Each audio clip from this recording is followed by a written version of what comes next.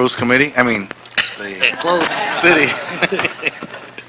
City Housing Committee. I'm sorry there. I am Gil Cedillo. I'm joined by Councilmember Felipe Fuentes and Councilmember Curran Price. As we know, Mr. Buscaino is traveling abroad, and Mr. Wesson is available if necessary. Today is December 11th, 2013, Wednesday, and this is the Housing Committee. Thank all of you for joining us. I would like to bring up the three very impressive nominees that we're going to address on the Commission for the Status of Women. Ms. Jessica Ostigo. Please join us. Ms. Rebecca Nimberg. And Ms. Emma J. Barnard Gibson. Pardon me, Mr. Chair. Would you like the CLA to read those items into the record? Sure, I would appreciate that. Yes, items 1 through 3 are appointments to the Commission on the Status of Women. So, introduce yourselves. Tell us about yourself. Emma, please. First of all, I'd like to thank you for the privilege of being here, to Mayor Garcetti and the council members. It's an honor and a privilege. My name is Irma Bernard Gibson, and first of all, I am a proud mother of 2 children, a wife, and a citizen of Los Angeles. I have been involved in civic organizations and in the community. I've worked with AARP for the advancement of women and senior citizens. I've worked with an organization that I belong to called the Los Angeles Drifters, where we are responsible for giving out $10,000 a year to deserving graduating seniors. We promote women in all their for abuse and violence. And also I worked with Southern Regional Center for Occupational Citizens, and we give out Thanksgiving baskets every year to the homeless and the needy. I've worked with the United Methodist Ministry and putting together F-Worth apartments for children coming out of foster care, going into doing the transition to live on their own, where we provided 20 apartments units for them at 6525 South Normandy. I'm a member of Fame Church, where the Reverend Edgar Boyd is my pastor, and I'm on the Social and Political Concern Committee. And I look forward to working on this committee and giving my expertise in the issues of preserving the rights of women and advancing the rights of women, children, minorities, anyone who feels like they are not given fair representation. And I thank you for listening to me. Excellent. Let me thank you, and thank you for the incredible work with foster youth. Emancipated youth face a lot of challenges, and we haven't really created the safety net for their transition to emancipation. And so thank you Thank for you. doing that. Any questions from the committee? No, I too just very impressed. And of course, you want someone to do the job. You get a busy person. Busy is Thank I you. know it's true with all of you. Just appreciate the commitment that you've given to the community and to being a more positive role model. Thank you. Thank you. Congratulations. Thank you. Great. Next. I'm Rebecca Ninberg. I am the president and co-founder of the Los Angeles Derby Dolls. We're an all-female roller derby league that's committed to improving the lives of our community through sport, internal and external. We've worked with the Commission on the Status of Women for about 5 years now, putting on health fairs and job fairs for women in non-traditional jobs, and also improving their lives with health care as well. We have a large youth program, about 150 kids, that we try to model great lifestyles, putting these women, teaching them leadership skills and teamwork to improve their lives in the future. Prior to that, I was in a union, one of 4 women in a union in the motion picture industry for 10 years. What was the last thing you said? I was in a union Okay. for 10 years in the motion picture industry. SAG, AFTRA? No, I was in. I was a sculptor for 10 years. Yeah, I was one of 4 women. You're a So, crafts. yes, I have an art degree, but I've worked with and improving the status of women in all of my jobs and careers.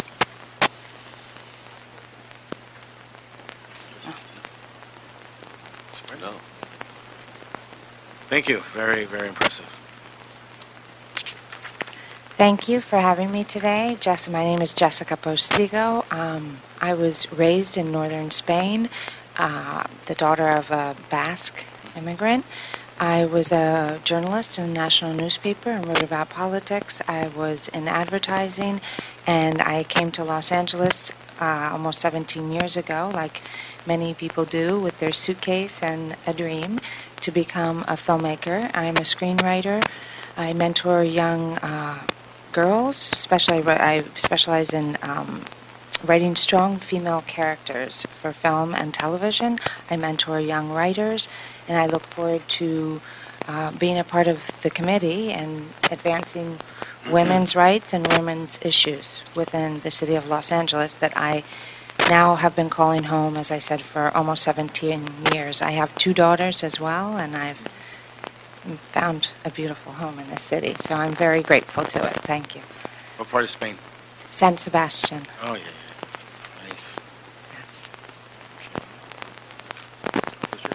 Yes, sir. I just want to comment. I'm just impressed with the diversity of backgrounds. That's really one of the strengths, and I think that's certainly going to be a strength that you all bring to this very important commission. Just a similar perspective, but different perspectives. And I think the city's going to benefit from having that kind of diversity, that kind of enthusiasm, excitement, and commitment to work to improve not only the status of women, but the status of all of us. Right. Yes. Right. Appreciate your service and willingness to step up and step in. Yeah. No, congratulations. I know that the mayor just exceeded 51% in his appointments, and that's very exciting, and this takes us beyond that. So congratulations to him, and then congratulations to all of you. I think I echo my colleagues' praise and the diversity and the talent. I think it's significant, particularly bringing your skill set on the imaging of women. Hollywood has an important role to play in this, and your familiarity, both of you, with the experiences. And also all of you seem to have an appreciation for the importance of us taking care of our youth, Yeah. and particularly what we call at-risk youth. Right. Give them opportunities and trust that with faith and guidance that those will be the next future leaders. So, Thank you. Thank you. Thank you. I move the appointments. Motion move for confirmation of all 3. Can we do all 3 together? Good. Yes, you can. Okay.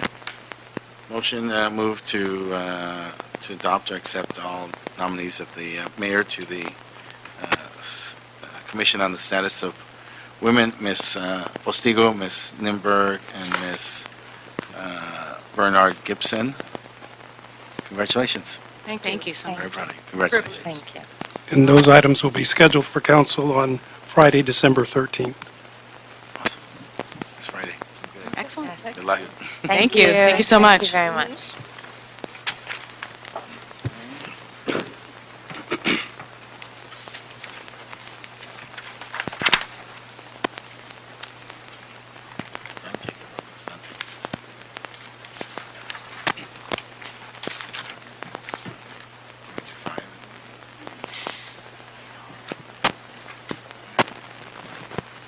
Okay, so we're going to go to 5 next. We're going to hold 4 and 6 and do those together.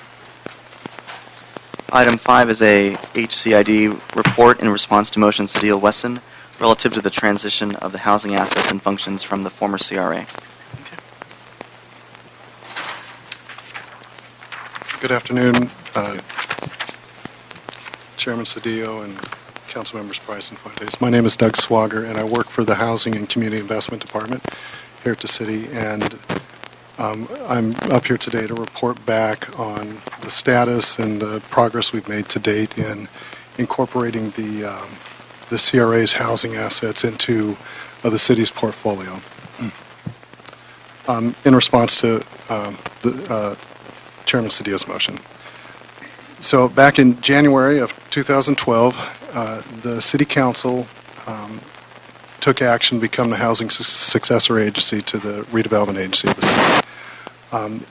And following that, in August of 2012, the Housing Department, along with the CRA, submitted a housing asset transfer list to the State Department of Finance to be approved. And that list contained several properties, several loan commitments that the CRA had, several loans that they'd given over the years.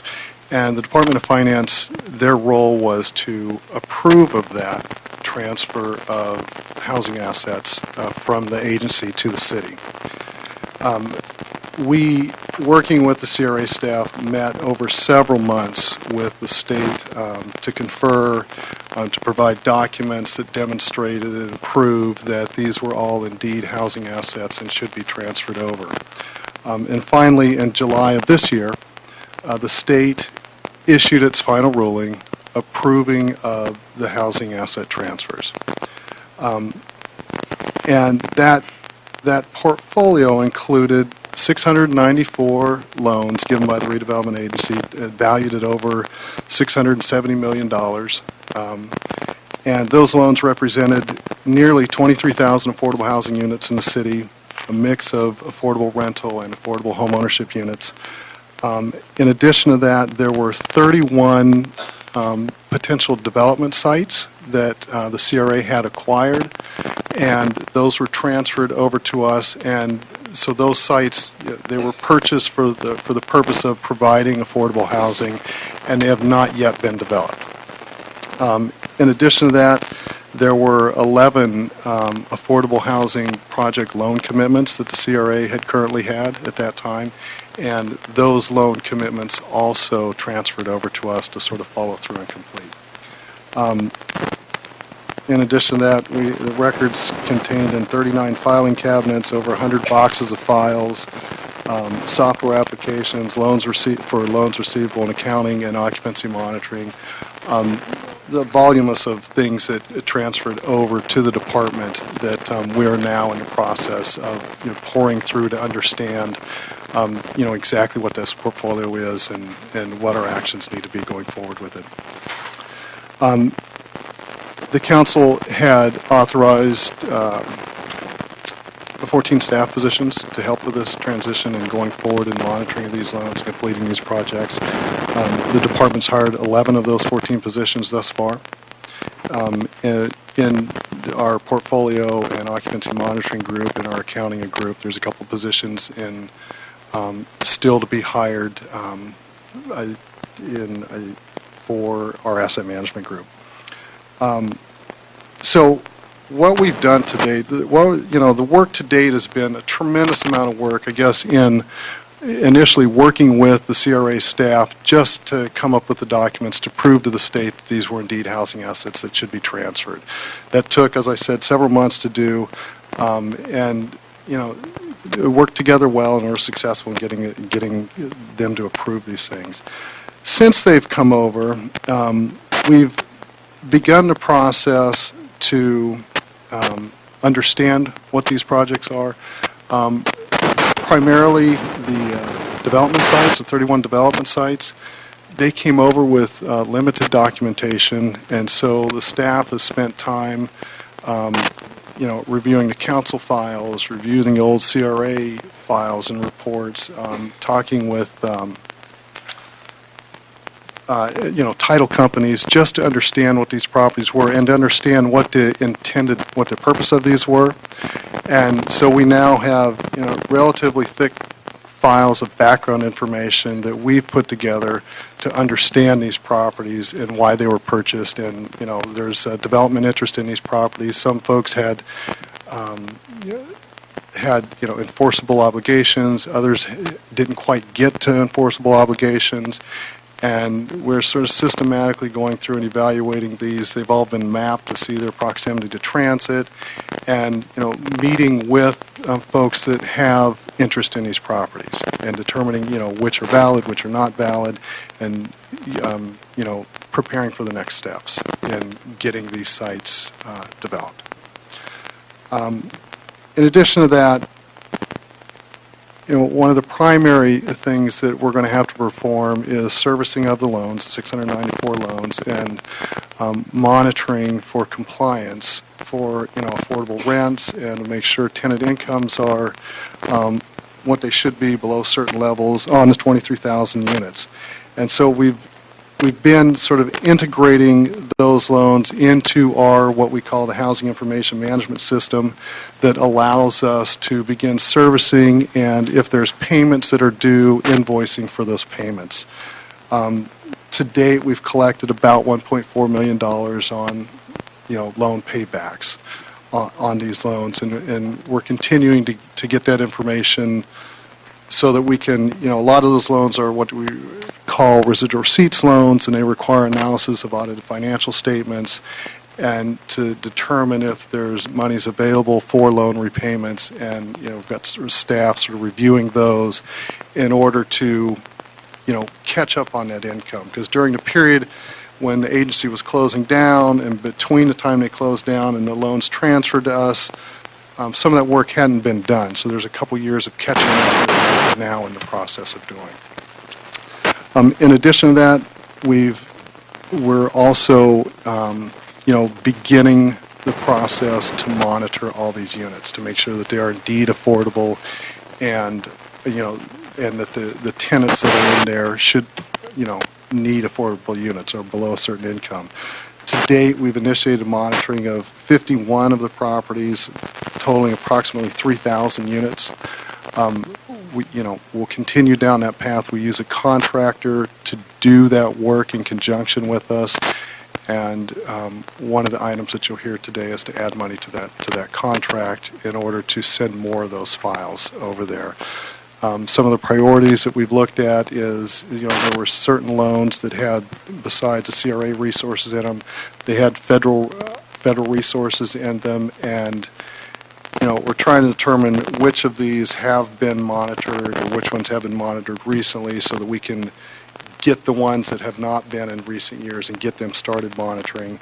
In addition to that, there are some properties that have affordability covenants that will expire over the next 5 years, and we're trying to also prioritize our knowledge of those so that we can begin to work with those property owners to see if there's opportunities to extend that affordability in ways. In addition to that, I had mentioned previously that there were 11 projects with CRA commitments commitments totaling $51 million and representing 667 units that had transferred over to us. The department had purposely structured its initial call for projects for the managed pipeline in order to provide extra points or incentives for these projects that already had CRA commitments. So in the initial call for projects, as a result, that 4 of these 11 are now in the managed pipeline, and the remaining 7, they were not ready. The property owners or the developers didn't have site control or just weren't ready, and the staff's continuing to work with them in order to get them ready so that we can get them into the managed pipeline and keep these going. So in summary, I'll say that it's the work has kind of come over in 2 waves. The first wave was a relatively short staff of just 3 people that was working with the CRA to bring these files and projects over that several month period. And once they came over, we were able to hire additional staff, and now the tremendous amount of work is just understanding these files and trying to, 1, move the projects forward that need to be moved forward, 2, expedite the collection of loans receivables so that we can use those funds to reinvest in, more affordable housing. And third, monitor these properties to make sure that, they're being used for the purpose that they have. And so we've done a lot, there's a tremendous amount more to do, but I think we're approaching it in an organized fashion that, we will have an understanding of this portfolio. And so with that, I'm here to answer questions, and we've got other folks here to answer ones that I can't. So I'm just curious because the dissolution of the CRA, you all have had to ramp up in order to be able to manage that almost $700 million portfolio. Those 14 positions that were authorized, is that enough? And were the folks previously with the CRA given the opportunity to come over, given that they had experience with the portfolio? Yes, they were given the opportunity. I think at least one person has been hired that had the former CRA experience in the group. Right now the staff that's been hired, and I'm answering the question about whether it's enough staff.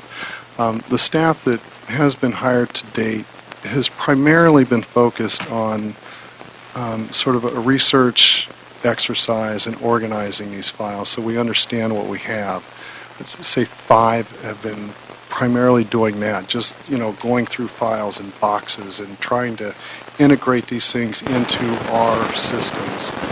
And then there's other staff members, 3 or 4, I'd say other staff members that are, responding to requests. So if there's might be home buyers that are refinancing their loan and they need us to subordinate to it, or some of the home ownership loans require that they be sold to another lower moderate income household, and making sure that when they sell it that the buyer meets that criteria. And then a lot of the larger multifamily development projects, they have needs as well. They're trying to refinance their loans because interest rates are lower now than they were when they first got them, or they're a change in partnership. So we're just beginning to sort of respond to all these things. And I think once the research portion is done, the staff that's doing that, I think will be able to be disseminated out amongst, our existing units to help in sort of these response things. And so I'd always love to have more staff, but we're doing okay. And you mentioned, you've got nearly 23,000 units, and the monitoring the compliance that goes with that, the site visits to make sure that, it's all sort of working the way it should. Are all of those units, they're now the part of the city's portfolio? And so understanding that it's a zero net increase in terms of units in the region, because we're just moving from one agency to another, in terms of sort of an increase for HCID's portfolio, what does that mean? Is that a 50% jump or a 75% jump in inventory? Sorry, it's a doubling. We had about 20,000 units, and we took on an additional 23. And we're the owners of every single one of those units. The owners? We don't own the units. We provided the loans for those units. So we're not the owner, we're the lender. Got it. But we have the responsibility to do the monitoring as a result of the funding that we use to provide those loans. Very good. And curiosity is, are the 60 units at Oak Ridge Mobile Park in Sylmar inside of that inventory? Do you know? Those 60 units, they were actually HCID units prior to, they were ours originally. Okay. Or not ours, but we have the loans on them. Yeah. Councilman, I just want to add to your question about do we have enough staff. The department went very lean on its ask, and that staffing pattern was based on after all the documents had been processed and we're fully functioning. So we knew there would be a lag time from the time we actually went through all the documents to the time we're fully functional. We've also realized that we're up against a timeline to bring in revenue. So the staffing that we did have really wasn't sufficient to get to the point where we needed to be. So we've hired 6 as-needed accountants to come look at the documents that we receive from CRA so we can expeditiously start billing the loans so we can bring in more residual receipts. So Doug's right, we went lean, but and that was done purposely, but we wanted to get ahead of this, so that's why we went with the as-needed staff so we can bring in the revenue more expeditiously. Thank you. Ms. Price? Well, I know it takes bodies to get work done. And, certainly our office was experiencing a little frustration not being able to get some accurate data on kind of what the status is of properties. And I guess I don't feel so bad. I'm kind of in that same boat. What happens to properties that aren't taken in by HCID? Sold off? The state, right. Well, the City of Los Angeles had an opportunity to look at parcels that were not identified to transfer as housing assets to the City of Los Angeles to potentially purchase, whether they be, if they weren't deemed housing, then they were then economic development projects. The city identified a few projects within the city that it will consider for purchase in the future, and the CLA's office worked with all the council offices. Those recommendations came from the mayor, or how did you? No. The CLA's office worked with the council offices to identify projects that were on the list that potentially could be purchased by the city. Again, this is purchase. They were, because the City of Los Angeles was not a successor agency for the redevelopment agency as a whole. It was just a successor agency for the housing component. So anything there. Those purchases, or there's still some approval? There's I believe in the process right now, it has to be sent up to the Department of Finance. I think the Oversight Board approved it. There's the designated local authority, then the Oversight Board, then the Department of Finance. I believe the recommendations for the city's interest in acquiring some of these parcels is with the Department of Finance right now, or maybe it's already been approved. Is that list available? I It certainly is. There's a separate report. Clay, I don't know if you have a list, or Ivania, can you answer that? Vania Salvaro with the CLA's office. Councilman, in terms of the transfer of properties, there are various categories that are coming forward to the council for review. But the government use properties, that was approved in committee yesterday, ITGS, and will be coming forward to the council. The future development properties, that's also will be forwarded to the council in the near future. We're preparing a report right now. The for sale properties, that's at the CRA level. It's over at the DOF. Again, each of these categories has its own state regs that are sort of making us, we have to follow that. It's not the city, it's the CRA, the DLA. That makes the recommendations to the state. Well, I think we're all anxious to get those But if you would reports. like to see, definitely the list is available of all those properties in all the different categories. I think Sure, or- we can get some comprehensive list with broken that down into Sure, those that's categories. available. We can do that. Big interest. One last question. There's on page 6 of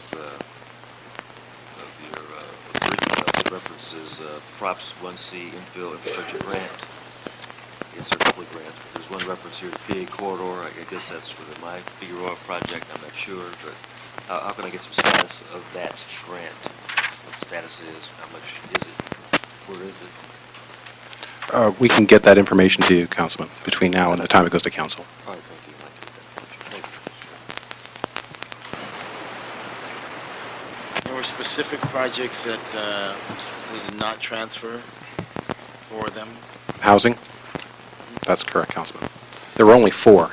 Of all of the items that were transmitted and through the various meet confers with the State Department of Finance, only 4 items did not transfer. So we were very successful. Not to nitpick, but why didn't we take those? They were not deemed housing assets according to the Department of Finance. And then it's just a matter of thereafter, if the council representative of that district where those properties resided, if they so chose, working with the CLA's office to identify those properties for potential acquisition, then they would have gone back on the list for potential purchase, but they weren't deemed to be housing assets that would transfer to the city. The city would then instead have to purchase those parcels. And I'll just add that, the CRA basically had 2 essential sources of funding. The tax increment was broken up in monies that could be used for commercial development and monies that could be used for affordable housing. And on those 4 properties, the city nor the CRA was able to demonstrate that they actually used housing money to purchase those. And that was the primary reason that the Department of Finance rejected that request. So then what happens to those units, those assets? They will eventually, well, they belong to the state, and at some point in the future, they're going to put them up for sale. All right.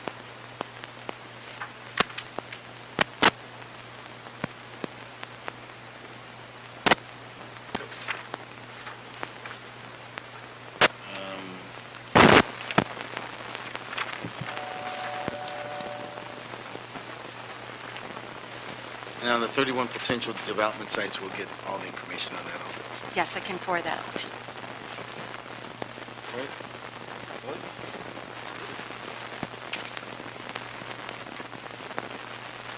Thank you very much. Thank you. Receive and file? Yes, sir. Resume file. Okay, thank you.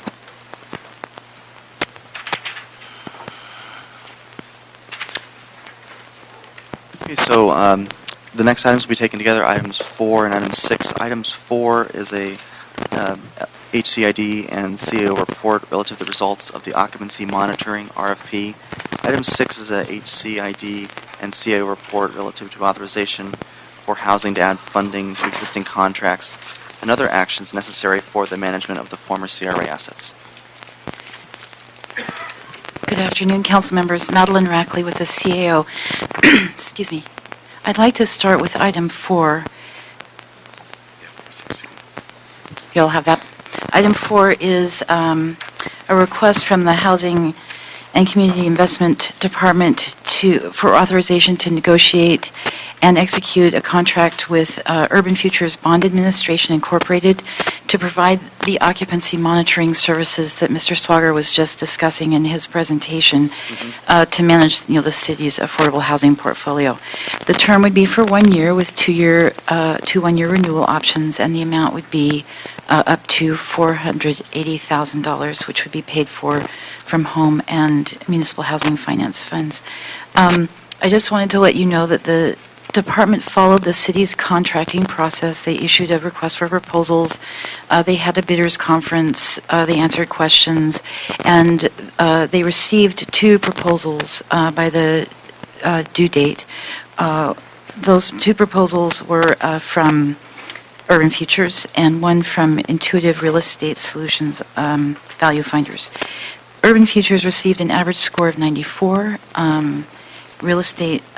Intuitive Real Estate received an average score of 43, and that was out of 100 points.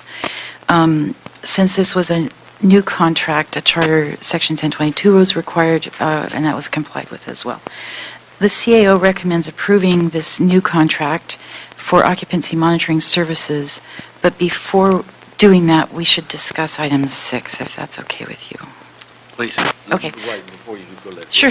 Was there an appeal? There was, oh yes, well, the appeals, they were offered an appeal process, but there weren't any appeals. But the process was included in the description. So they could have. But they chose not to. They chose not to. Item number 6, the Housing Department requests authority to amend and negotiate contracts related to the management of the housing assets that were just transferred from the CRA, which we've just been talking about. The contracts include authority to negotiate and execute a new contract with PFA Incorporated for document and records management services, and that would be for a total of $115,000. They are also requesting authority to amend a contract with Amera National Community Services for loan servicing in an amount not to exceed $50,000. They would like also to amend the contract for occupancy monitoring services for $200,000, and this is sort of the tricky part. We'll get to that in a second. And they also requested an amendment to the Rydek Computer Professionals contract for $160,000 for computer technical services, but this contract amendment has actually already been amended, so they we don't need to do that. So talking about the $200,000 for occupancy monitoring services, due to the timing of these two reports being in your committee on the same day, if we had heard the Urban Futures contract at a prior meeting, then we would be recommending today to amend that contract for money only, for $200,000 more for the same services. Because they're in committee today, we thought we would try to be efficient and lower the amount of bureaucracy involved, and I think I'll turn it over to the Housing Department to make the request, but we think we can do this together so that they don't have to come back and amend the contract, and we can save everybody a bunch of time. But if you want to talk about that, we can do that. The reason for it, the $200,000 that Madeline is talking about, oh, by the way, I'm Lamano Lot with Housing Community Investment Fund. I'm acting manager of the occupancy monitoring section. The reason for doing this is the $200,000 is earmarked for CRA assets, and that 20,000 units that are coming from CRA. The $480,000 is primarily for money from the home program, bond, land use, HOPWA, our traditional programs. And there was just, as Madeline was saying, sequencing issues, and that's why now we can pull it all together, and we'll be able to monitor the entire portfolio together. Yeah. So if you want to amend today the Urban Futures contract, which is item 4, to add 200,000, so the not to exceed amount is 680, then you can make a motion to do that, and that will cover this part. But there's just a little bit more on item 6. There are some other actions in item 6. The department would like to hire the General Services Department to do some interim property management services while they're getting another RFP in place for that. They also are requesting authorization to act as a conduit to pay 2 affordable housing loans for 2 properties that came from the former CRA, and those funds are CRA funds. They're just acting as the conduit. And they also would like to reimburse the general fund for $21,400 for prior year related costs. So the CAO recommends all those with just a few changes to the original Housing Department recommendations to correct some of this stuff. And then, council members, if you want to adjust item 4, you can. So do you have any questions? And thank you for your patience on that. It was just timing. What kind of adjustments can we make? To amend the recommendation in item 4 to increase the amount of the contract to be $680,000 instead of $400,000. Right. $80,000. Monitoring over. Yeah. Next year. And so you would Recommendation.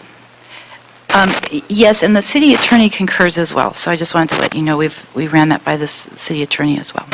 So I'd make a motion with the chair's permission. So move. Second. woo-hoo, thank you. We're good? Are there any other actions that we need to make on this item? So the motion would be for item 4 and then adopting then the items in item 6 as well. Because there are other things in there too. Amending item 4 to increase it by 200. Right. Yes. And then you just have to adopt the recommendations in item 6. And then, yeah, in item 4 to adopt the CO report, and item 6 to adopt the CO. So move recommendations, Mr. Chair. Move. Second. Item 6 doesn't have the 200,000. It has the 200,000 as a source of funds, but not as an action to do anything. It just has it would be coming from Fund 55J, the low and moderate affordable housing, low and moderate income housing fund. It just has it as a source of funds, not as an action to do anything with the money, just as a source of funds, which is as it should be. And different from what needs to be in item 4. Right, and so what we would do is we'd say, we will write the language so that the clerk gets the right language on this, that the funding for the 200,000 would be from 55J. We good with that? It'll save everybody a little time. So, We're good? thank you. Thank you very, very, very much. Item 7 is a motion, City of Fuentes, relative to an instruction to HCID to report on the impact of the 9% low-income housing tax credits pipeline management plan on affordable housing projects.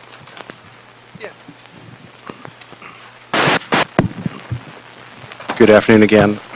Rushmore Cervantes with the Housing and Community Investment Department. I want to discuss both, actually, 7 and 8 together as they're linked, and want to kind of set the framework for the managed pipeline process that's before you, and hence was the subject of the motion to provide some information. This managed pipeline process was created by the prior mayor and council. That was before you arrived. And the reason why this was created was as a result of the elimination of the Community Redevelopment Agency. That's $50 million a year that was no longer going into affordable housing. 5 years of reduction of home entitlement dollars, roughly 52% of funding reduced. Huge amount of money gone from affordable housing.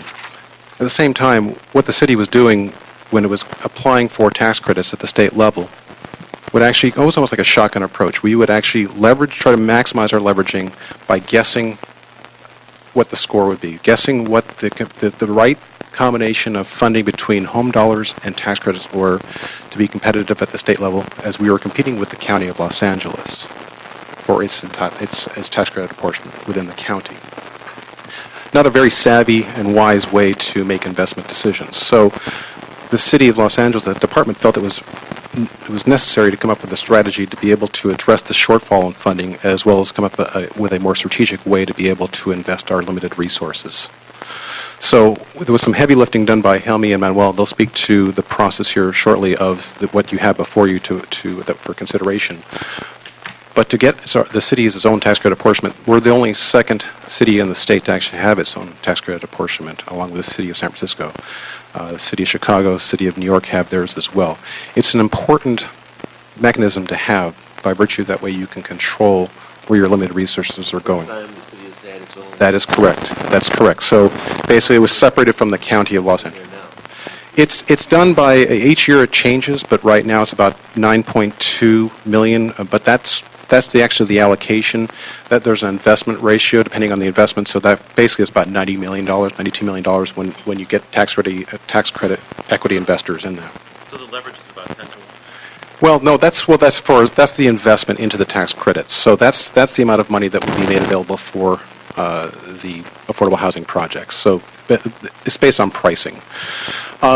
So now that we have the tax credits, and again, this is a major deal for the City of Los Angeles to get its own tax credits. Then it became, what do we do? How do we handle the ability to manage our own tax credits with our limited resources?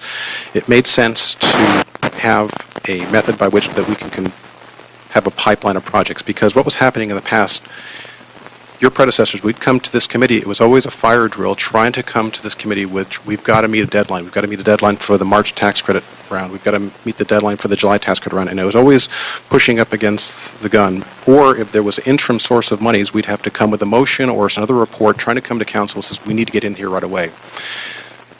And this actually made it very difficult for the developer community as well. They don't know, what's going to be funded. And in the past, when there was CRA investments, that was kind of the feeder system into the affordable housing projects, the pipeline, before there was a pipeline. And we would do the interim financing, takeout financing with the tax credits. Well, that's not really a good strategic way for the City of Los Angeles to invest these resources. So the team put together a plan, working with the prior mayor, prior council, to come up with a strategy that we would actually have a 24-month pipeline of projects. And every 6 months, as we would recommend projects to come out the pipeline through a combination of the home entitlement as well as the tax credits, or perhaps 4% tax credits, or even bonds, we would actually be able to get better bang for our buck in that we would be able to size the investments properly. As I mentioned previously, what we would do was a shotgun approach. We would guess as to what the investment would be. And sometimes we would hit it right on the mark, sometimes we wouldn't. Sometimes we'd overcommit home dollars or undercommit. This way, we can actually, with a project, we can actually align the resources that we need that are necessary for a project. So what we have before you now, and we'll talk about this in a moment, are a list of projects that we think that's appropriate to align for a pipeline. So at any given time, there are sources of fundings that become available. We have projects ready to go, and they're already evaluated. They're ready to go. They're shovel ready. All they're waiting for is that last bit of money to go forward. And I think it's important because this is being thrust upon you. This is the first time you're hearing of it because this was, again, the prior council made the determination, the prior mayor made the determination to go forward with A, securing our tax credits, and B, coming up with this managed pipeline process. What I will tell you is that this department worked feverishly with the stakeholder community, with the developer community, to get their input. There's a number of meetings soliciting their input. Then we come out with draft procedures. We'd hear their comments again, and then we go back to the drawing board and revisit it again. And just like anything else, this is conceptual. It was conceptual when they saw it the first time, conceptual when they saw it the second time. And then when reality hits the fan, when we actually have projects before you, then it's like, well, is this the right way or is this the wrong way?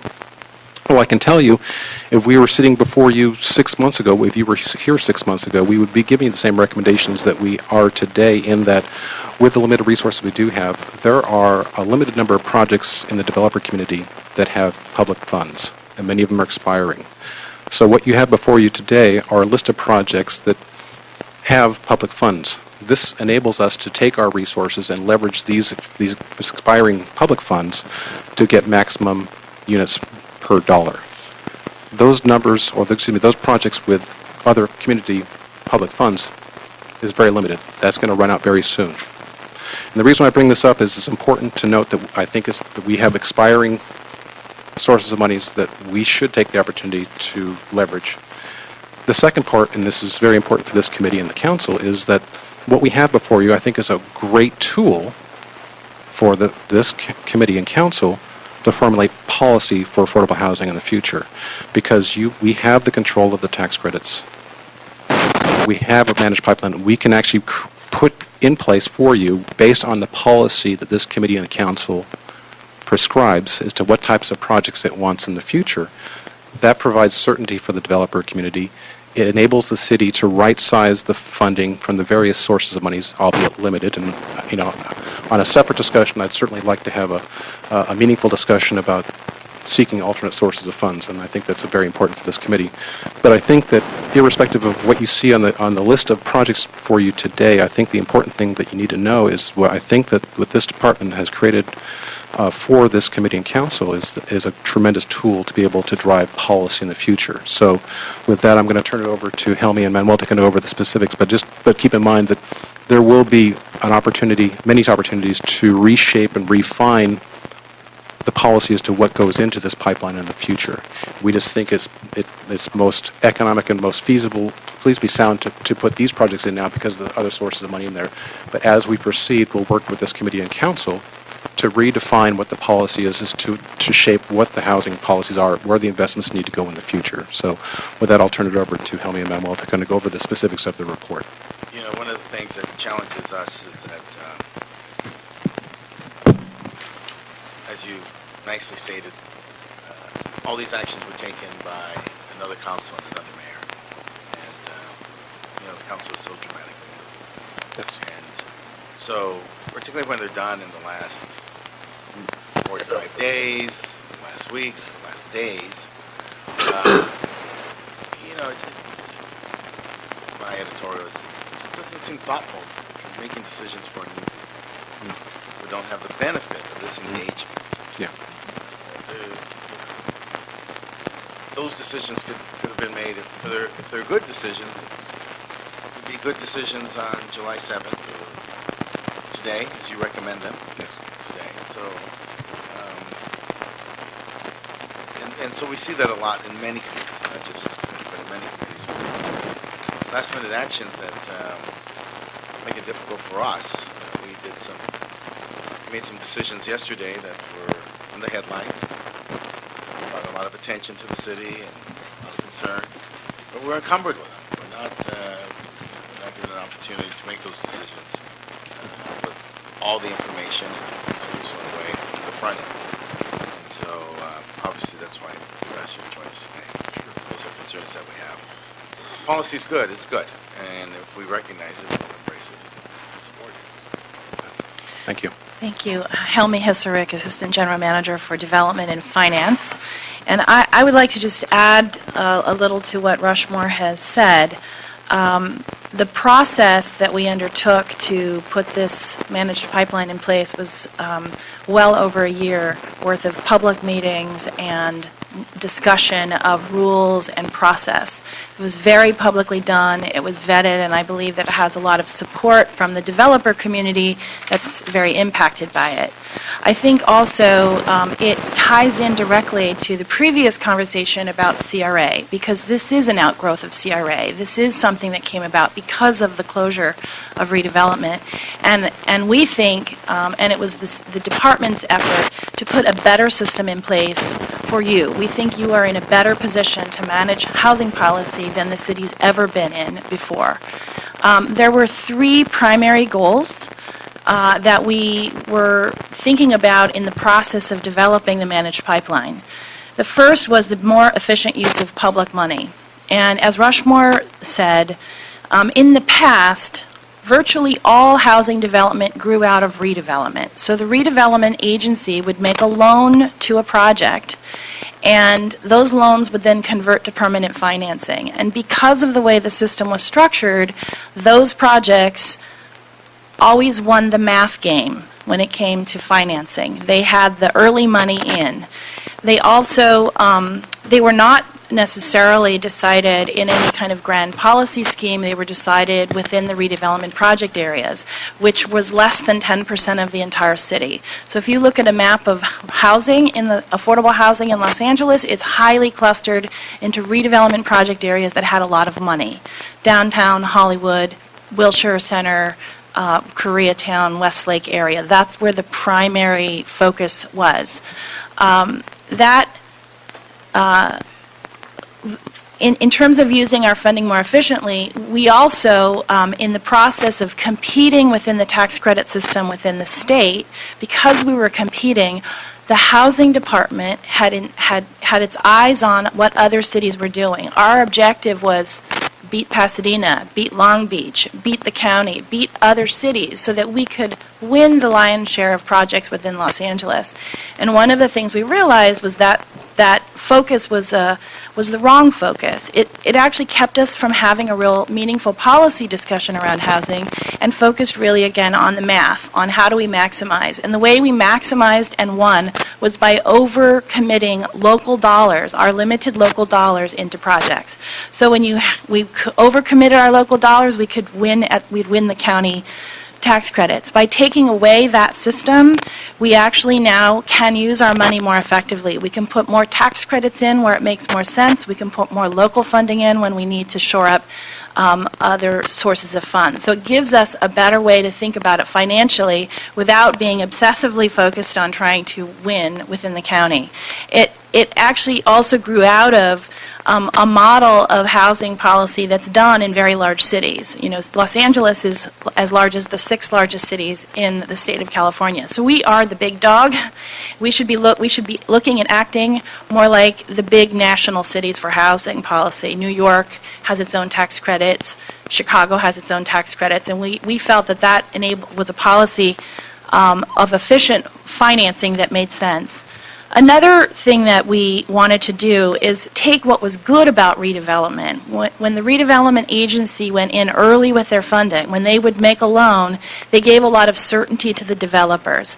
The development process is a long process, it's a risky process, and when the redevelopment agency made a loan at the very beginning of a project, the development community, the developer knew, okay, the city is in with us.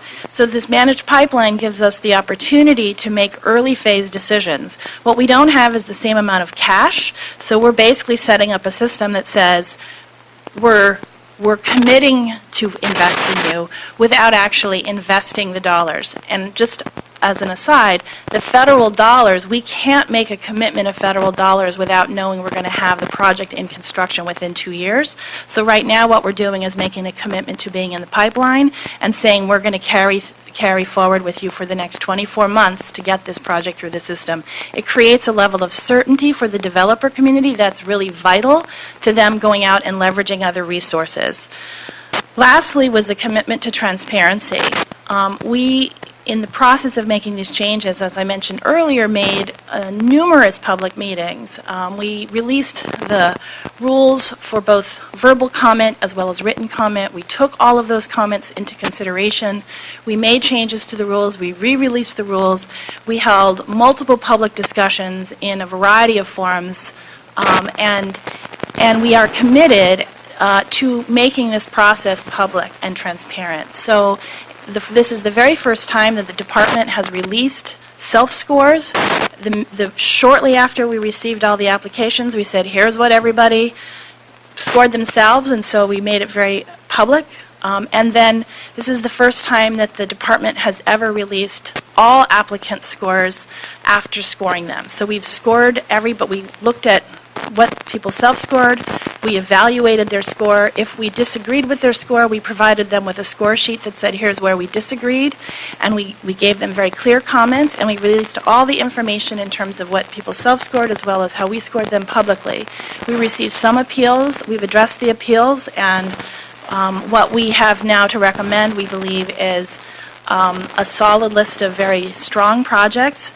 The policy priority that was the primary policy priority in this round was existing commitments of funding, because it is the legacy of CRA that's still with us, and we have an obligation, particularly with the Department of Finance, to carry out the projects that are halfway done. So we basically said the primary thing is if you have an existing outside commitment, those got the highest score in this.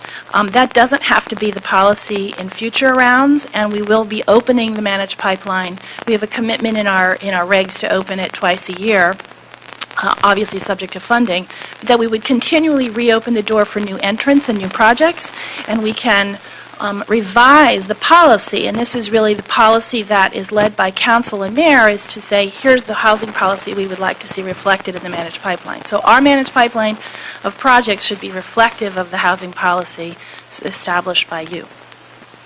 I don't know if there's any, you want to go into more detail? I don't know what else it is to say. But I can. I mean, I can actually go into the details of what the actual managed pipeline is. Just summarize it real quick. And maybe, who's on that committee, you know, how the decision's Sure. actually made, Why don't is you it a talk about vote, or that? you kind of just I'm sorry? throw something against the wall, or what's the actual kind of nuts and The bolts? process. Yeah. What's the process? Okay, so that's And who's represented on the committee that's making that decision? What's departments, agencies, who's there? okay. Just go for you. So let me summarize the process for everybody. Right? And this is, again, there were simultaneous actions taking place about a year and a half ago. One action was to work with the state to get that tax credit allocation region for the city. And then simultaneously we had a conversation with the community, knowing that we would need a process to provide access to it. So those two big actions were taking place.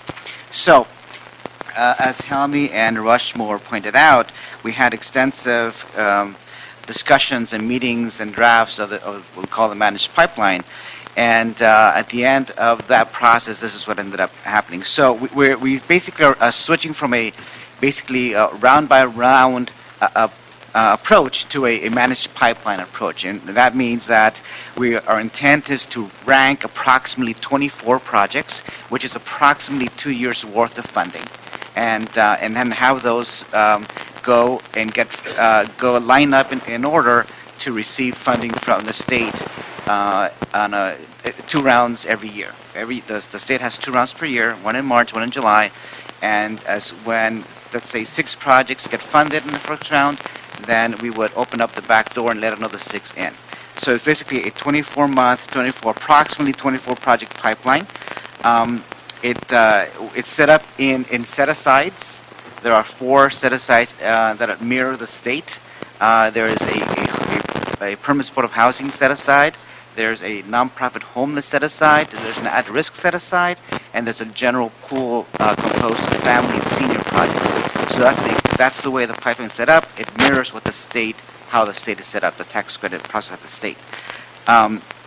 Again, what Helmi said is that the approach there is to try to select projects early, give developers certainty, give us time to analyze the project better, and again, it reduces kind of inefficiency in terms of spending time on those projects.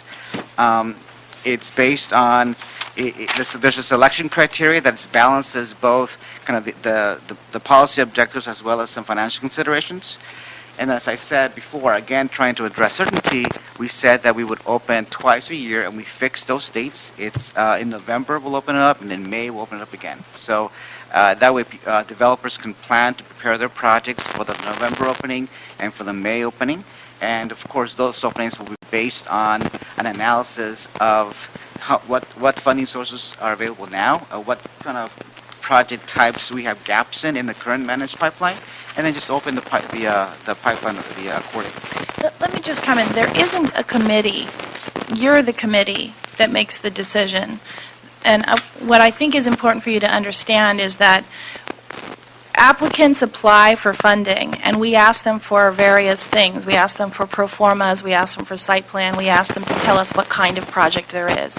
And the rules that are established, when we mirror the state, what that means is we can only allow a certain number of different kinds of projects in. So for example, if we have 10 applicants for senior housing, we can only allow up to 2 senior housing deals in, because simply in 2 years we can't get tax credits to fund more than 2 projects. So we cap it at that. And for seniors. Similarly, we have a special, there's a citywide.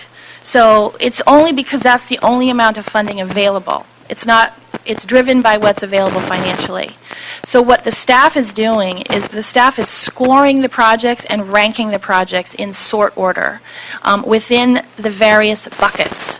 So there's a bucket for permanent supportive housing. So we have a certain amount of tax credits, and once we run out of tax credits, we stop awarding permanent supportive housing projects.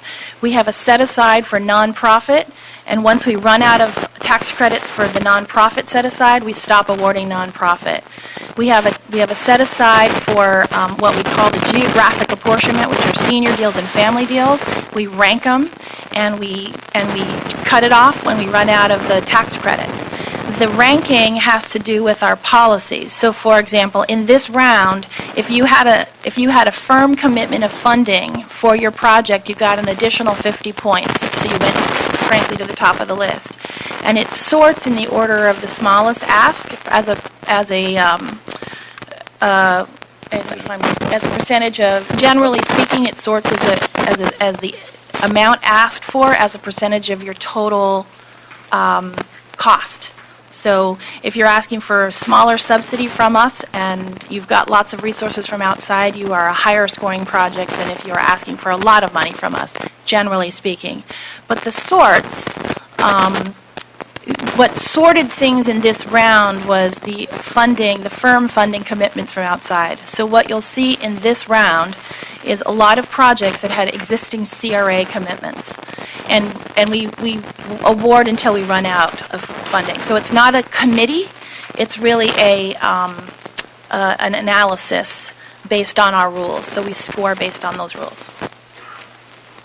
So help me understand a little bit about the scoring, is my first question. So you mentioned 50 points is sort of a big number, and it jumps up to the top. What does the scoring look like? What's the maximum points? Let me get there. There's, in terms of selection criteria, there's what we call threshold criteria, and then there's scoring criteria. So first you have to pass through the threshold, which is pretty basic: SAT control, complete application, you pass compliance issues, right? You pass those, then you jump into the scoring criteria. It is set up as a 100-point system. And then in this initial round, we gave bonus points for having actual true commitments of public money.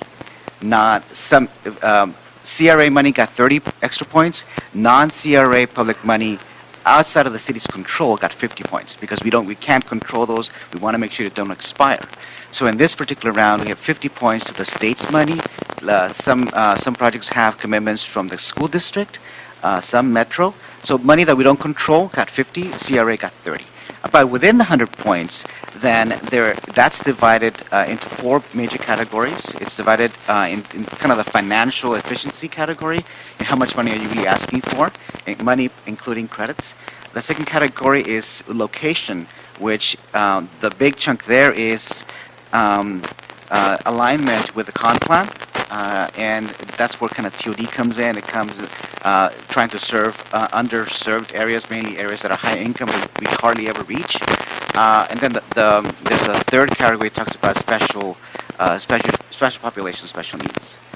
That's kind of, broadly speaking, that's how the scoring system's set up. And this is where I get to thank you, Mr. Cedillo, because I think this motion, I didn't recognize how important it was for us to have this conversation about the actual program until I started doing a little analysis with help from folks to understand that, the transportation corridors and the definition for CD7 just in the San Fernando Valley make it very difficult for my council district to be awarded anything. Giving the land use and the half-mile sort of perimeter from those nodes of transportation, and comparing it to the other council districts in the San Fernando Valley, I don't have much of a shot. And it's not to say that this isn't.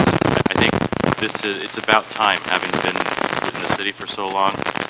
This is a tremendous opportunity, I think, for us to be more strategic, afford certainty. I just would like to work with you on trying to figure out how to tune the program so that CD7 is able to be eligible for any of it. Because right now, the way I look at it in the map, I've got maybe 2 or 3 sort of eligible land use areas, and they're tiny. Understood. I think that issue came up. That then structures out districts that Right.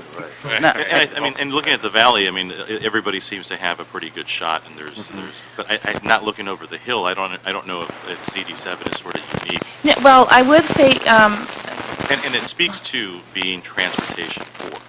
Right. Right. And so it begs a larger conversation, and I think from a planning perspective, it's really good that we're doing it this way. And so I need to figure out how to make up the delta for the lack of transportation infrastructure to be competitive, but to further highlight the need to get these transportation opportunities into my district. Certainly, and that was the whole goal of this committee, is to revisit this managed pipeline, the policies that drive what goes into it thereafter. So after we've established the pipeline and we start looking to the next rounds as to what we would like to have populate the managed pipeline, that's when we work with this committee to establish long-term policies and make sure that we're addressing the various needs of the community, whether it be 100% TOD, 100% in South LA, 100% in the West Side, whatever it may be, or we just come up with a variation thereof that speaks to the wishes of the mayor and council.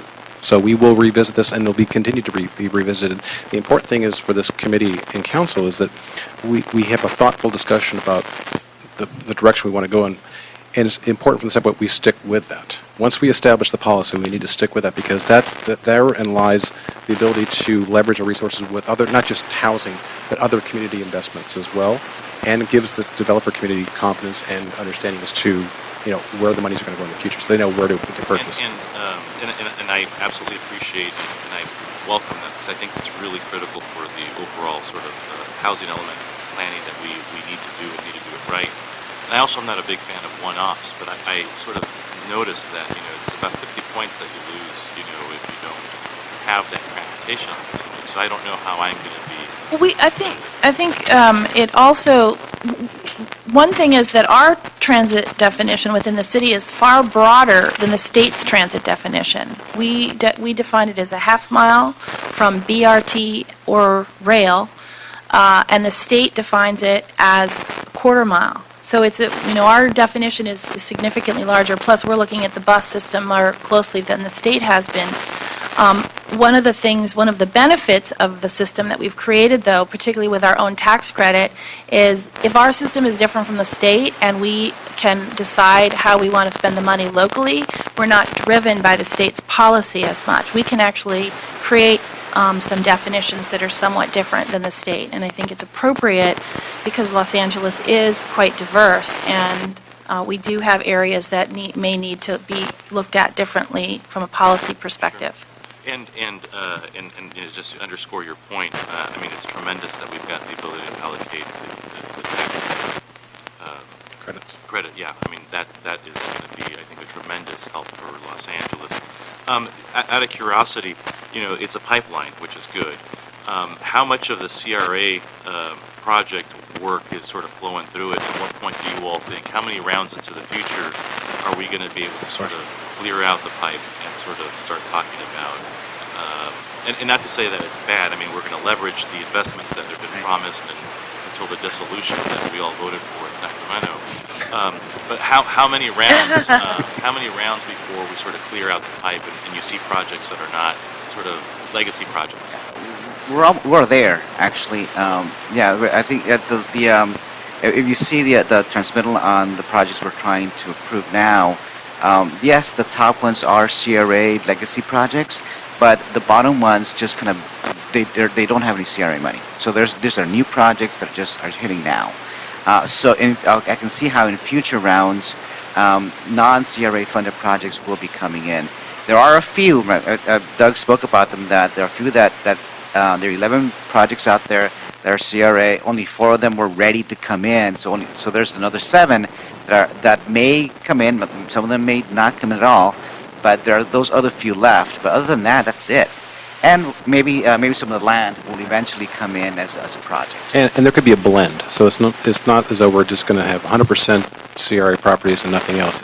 As we look at the various projects that are still in the queue that have some CRA monies in there, it'll be a blend with other types of projects that will be predicated on the policies that are created. Very good. Yeah, this is very exciting. No, I agree. I think it's a good. I wanted to add one more it's a thing. good way to begin. Yes. At least for the new council, new committee. Right. I think it's a way to allocate. Right. It appears to be a way to allocate it a little more smartly. Yeah, and it's unfortunate that we present this first go of it with a body that wasn't part of the discussion to establish this, but as a department, well, maybe you have, but I tend to think that you would have voted with us because I think that this is a wonderful tool for the city and the council and the mayor to drive the policy. And you said other cities are doing something similar. That was a question I had too. Well, other cities are doing something like this. The only other city, well, we certainly looked at New York and Chicago as major cities that have their own credit allocation. We also looked a lot at San Francisco, but San Francisco's quite a bit smaller. It's a kind of a different decision-making process. So we think it's a lot more similar to what New York and Chicago are doing in their process for sort of lining up a system. There's one other big issue that I want to make sure you guys address, and that is that all this policy implementation only works if we're able to stick with the projects we select, right? And that means that within the regulations we talked about maintaining pipeline order. So we talked about once you get ranked, then if you're selected to move forward, you move forward. Everybody else stays home and waits. And then, the key thing, if you did not go through our process at all, then we're not going to support you. Right? So we put that in the regs, and in fact, we got tested on that, as you may know, during the second round. 2 projects came in that did not go through our process, and then basically said we want an allocation. If you recall, this is still the state's process. So the state's regs at that point had no choice but to let them evaluate those 2 projects, and eventually they had to make a difficult decision, and they did. I will say, though, that in our defense, when we were going through this process a year and a half ago with them, we said, there's a loophole here. Well, somebody else can come in without going through our process, and that wouldn't be good for the city. Let's close it. And the state opined that we should, if that happens, then we could basically come in and protest or come and meet with our committee. So at that point, they chose not to change the QAP and then follow some other process. Well, it happened. And now, because they've made everybody uncomfortable, they're willing to change the QAP, which is the Qualified Allocation Plan. There were comments due Monday. We got an extension until Friday.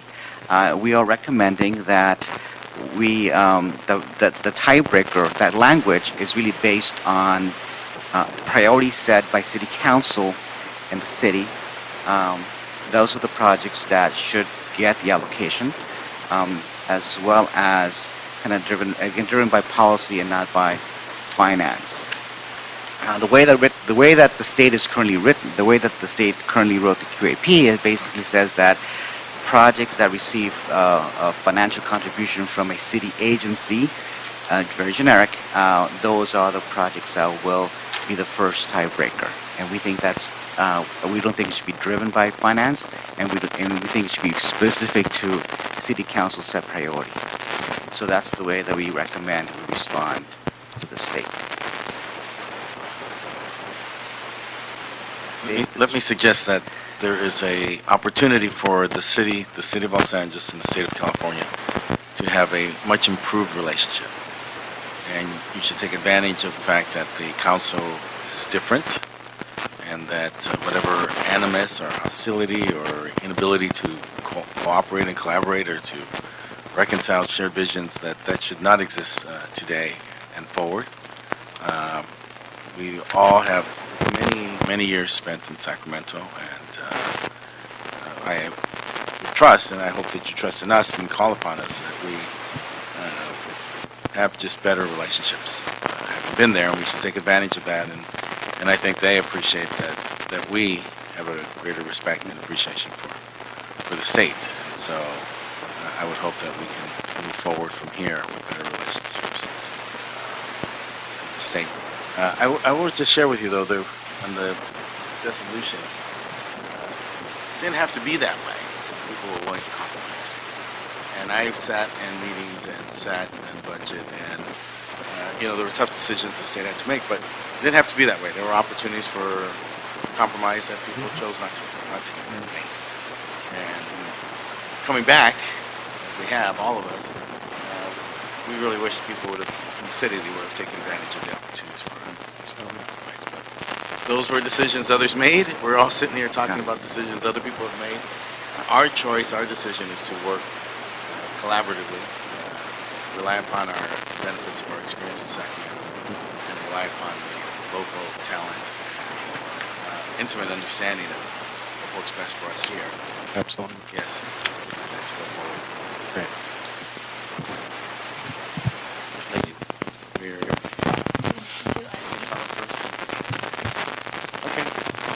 Mr. Chair, were you going to take an action on item 7 or? Yes, do you take comment first or action? It's your choice. Yeah. Let's hear from the public.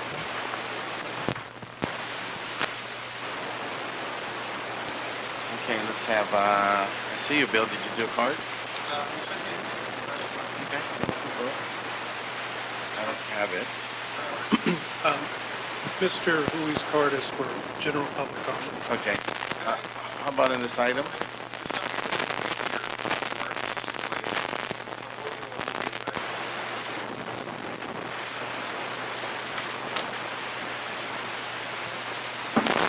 Okay, you're on scale. You want to modify your? Mr. Hui, we're still on items number 7 and 8. Would you like to put in a card for 7 and 8? Are you on this item?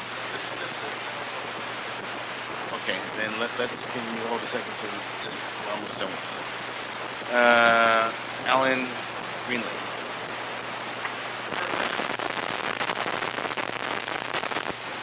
Southern California Association of Nonprofit Housing.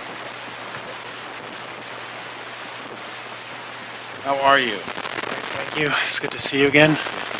Good afternoon, gentlemen. My name is Alan Greenlee. I'm the Executive Director of the Southern California Association of Nonprofit Housing. I would like to belatedly welcome you back to city governance. With particular interest, Councilmember Fuentes, on your motion associated with the housing element in the transit-oriented districts. We look forward to working to try to provide as much information on that as possible. I got to say, I came here today to make comments in support of the City Housing and Community Investment Department's process. Sounds like we had one big happy conversation. I'm only going to mess it up, so I'm going to forego my comments. And thank you for your time. Thank you. Look forward to seeing you again, Alan.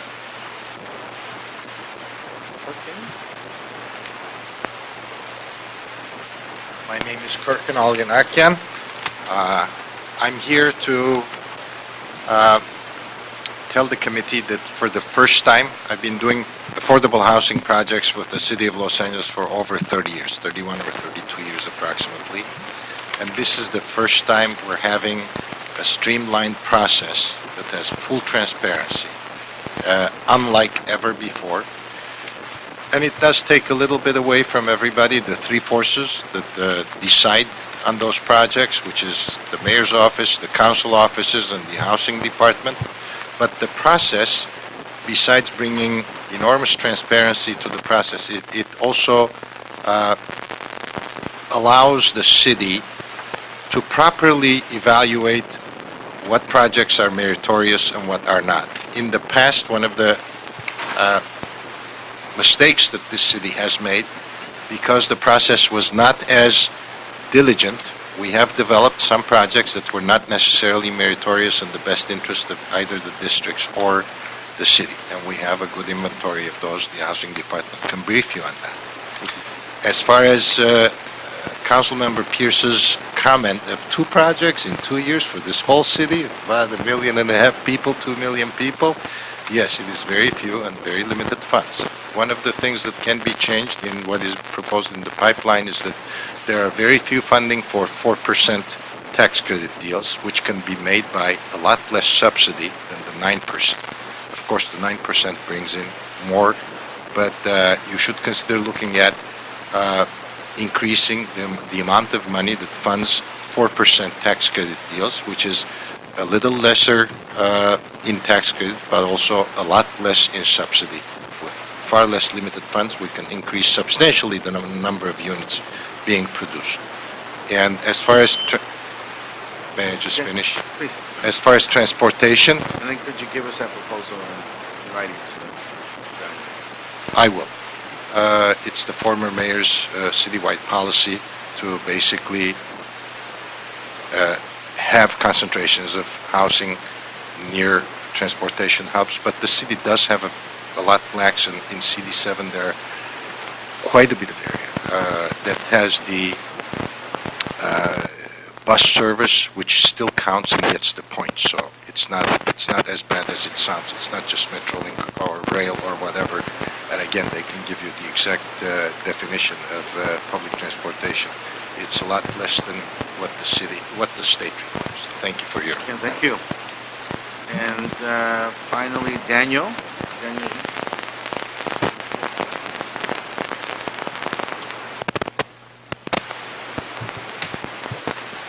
Good afternoon, council members. My name is Daniel Nguyen. I'm with the Boat Communities, 45-year-old nonprofit housing developer. I'm here speaking in support of the recommendation of Selma Community Housing into the managed pipeline. It's a joint development project with LAUSD in the heart of Hollywood, a 66-unit new construction transit-oriented development. I share the support of the managed pipeline and its attempt to better leverage city resources, provide more certainty for the developer community, and also its attempts to be more transparent and fair. Thank you for your time. Are you ready to take our action?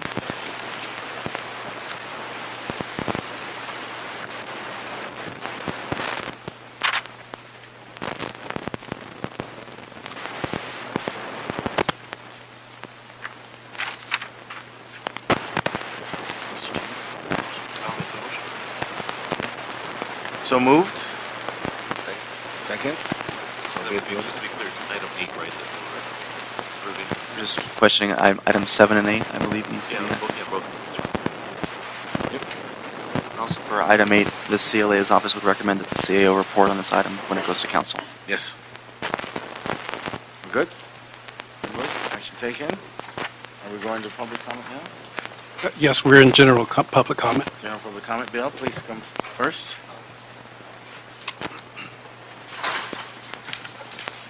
Hi, good afternoon, Councilman. I have an idea that would solve a lot of problems. I'm a landlord. My building's been in REAP 5 years. Here's the deal. One of my tenants, the hot water heater stopped working. So I called up a licensed plumber, and he comes over, and he says the thermocouple's bad. It's going to be $301. Now, we're in the winter. They got children. I go down to the housing department. I fill out a form because I got about $6,000 in my REAP account. And I said, I need a check for $301 because these people have babies. They can't wash and freeze in water. Right now, the process is you fill out a form, You wait about a month to have a hearing in front of Helen Morales, who 2 times has denied me any money on my REAP account, even though I've done thousands of dollars in repairs. And then she decides that's another 2 weeks. Then it takes 4 weeks after that for the city to cut a check. Now you got children freezing. You know, my lawyer, Tom Nitty's got a building right now owned by Mr. Patel. They got a brand new heater, and because there's a conflict between housing and building and safety, the heater's sitting there in the basement next to the old broken down, and 40 families have no heat. In my case, I think what they should do is have a counter at LHD, okay? The landlord's got money in a REAP account. He gets a bid from a licensed contractor, the $301 to fix the hot water heater. You go, you drop it off. 48 hours later, you come back, you pick up your check. Then if the city doesn't believe the landlord, they can send an inspector out to make sure that the plumber fixed it. You know, but it's his own money he's getting back. Maybe after certain repairs, they say, okay, we've given you $2,000 already. We're going to send an inspector out to make sure this money is going into the building and you're not going to Vegas on the weekends. And then they say, oh yeah, he's been keeping his word, give him more money. Why do we have to wait 2 months to get a check when people have children and they're freezing, they don't have hot water? You know, now... Set amount and we have a set circumstance so that it's just done right then and there. I'm waiting 4 weeks for my hearing date, and that's going to take 2 weeks to make a decision, and a month later for the city... Might be warm by then. Huh? Well, what if a kid catches pneumonia and dies? I mean, these are decent people, but the problem we have as landlords is the inspectors come out, because their marching orders come from Mercedes Marquez, and they go, oh, the landlord doesn't want you to have hot heat. That's why he's not fixing the heater. Then they become your enemy. They want to sue you. They mess with the building to prolong the REAP process. We're trying to do the right thing. I mean, the housing department, at one time, 15 years ago, we had 1.2 million units in L.A. Now we got 640,000. I mean, landlords are making an exodus. That's all rent money could have been taxed. It's all going out of L.A. You know, it's just the housing's done more damage to tenants than any one landlord. And I'm not slamming anybody individually, but there's policies there I mean, they need to be fixed like tomorrow. Why can't they just put a booth up and say, turn in your your invoice, it's a licensed, legitimate plumber, come back in 48 hours, or have the plumber come back, pick up the check, and in the truck, and then go right to the building and fix the hot water heater. 2 months? Yeah, thank you for giving me the time. I got a movie deal I'm working on. Okay. Mr. Millman? Michael Millman, M-I-L-L-M-A-N. I come today with holiday greetings. I wish we had a holiday bush here so the housing provider community could stack it up. But I'm so excited for the year 2014 because I know for sure that under that tree, we're going to pick up on our agenda some items that are going to be exciting for LAHD, whatever their name is, plus the housing providers. So I'm going to whet your appetite.